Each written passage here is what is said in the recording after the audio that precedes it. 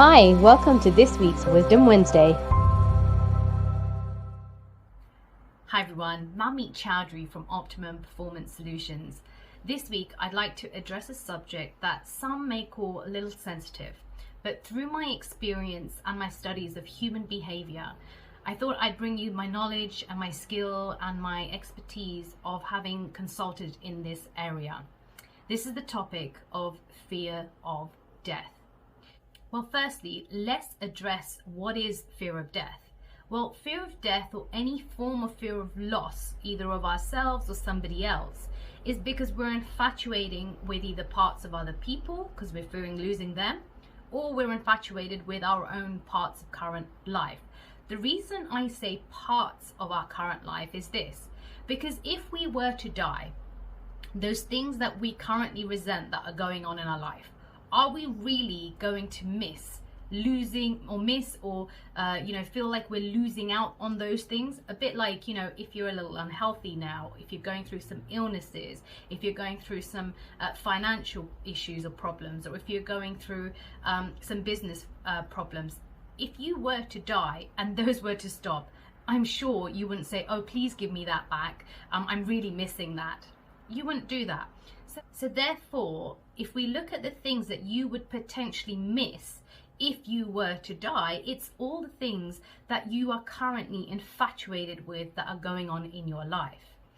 So I have consulted a few clients over these last months because the one fear that's been driving them has been the fear of death through COVID.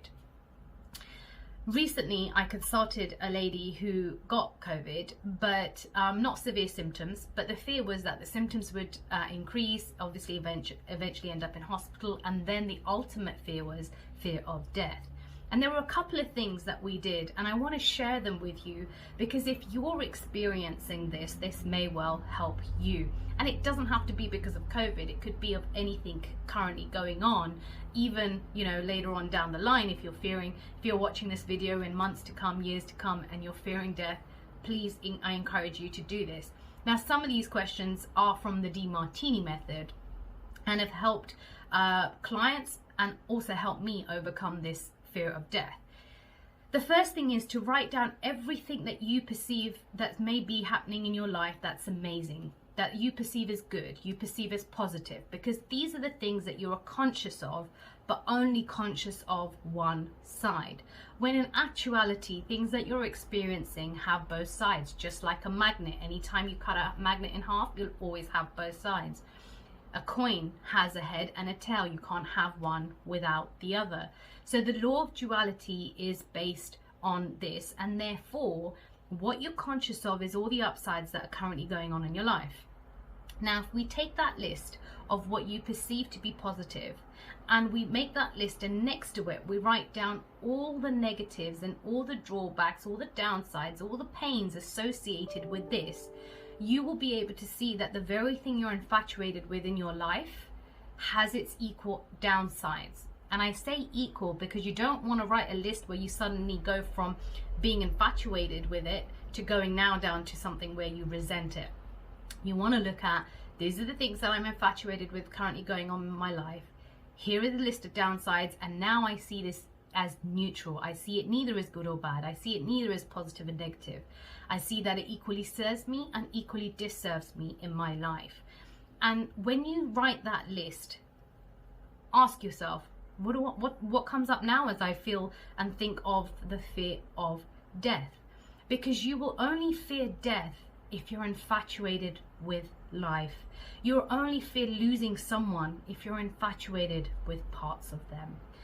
The other question I really asked is to demonstrate that your psyche cannot do one perception without its equal and opposite perception. So I asked, go to a moment of where you were actually fearing death. And I went to every single moment, and every moment that she looked at, she had fear of death. I asked her, where in exactly this same moment are you having the fear of life? Where are you actually wanting to die and having the death wish? And I know that might sound like a bit of a challenging question, but here's the truth. Your psyche cannot do one without the other. Every time it has a perception of something, it has the equal and opposite perception. In fact, this has been proven in neuroscience now. For every memory you have an equal opposite anti-memory. Have a look on the internet and look at the research for memories and anti-memories. It's most recently been proven. So in summary, those are the couple of questions that you can ask. So make a list of all the things that you are admiring or liking or infatuated with, thinking amazing happening in your life, and look at all the downsides of them actually happening for you right now too. And then go to every moment that you may have had a perception of fear of death and look at where did you have its equal and opposite perception of fear of life. Where did you have that death wish as much as you didn't? And you will be able to see that in equilibrium as well. I hope you have an inspiring week ahead. Stay healthy. We hope you found this week's Wisdom Wednesday of value. If you did, please feel free to like, comment, or share with others that you feel would find it of value too. Thank you.